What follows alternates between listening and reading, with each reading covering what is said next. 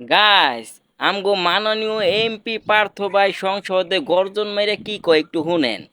এরকম ৩৬ দিনের জুলাইয়ের ছোট ছোট জুলাই আমরা ১৭ বছর উপলব্ধি করেছি।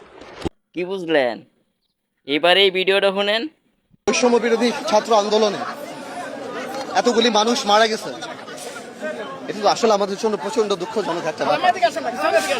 এই ঋণ তো আসলে আমরা শোধ করতে পারবো না, এবং এই রক্ত বিসর্জন দিয়ে তারা আমাদের যা উপহার দিয়েছে, এই দেশকে যে উপহার দিয়েছে, সত্যি কথা বলতে রাজনীতিবিদ হিসেবে তো আমরা তা দিতে পারি নাই।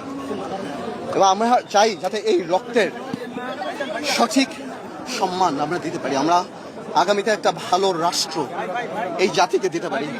আমরাও ১৭ বছর অনেক কষ্ট করেছি, অনেক কিছু করেছি, হয়তো কাঙ্ক্ষিত লক্ষ্যে পৌঁছাতে পারিনি।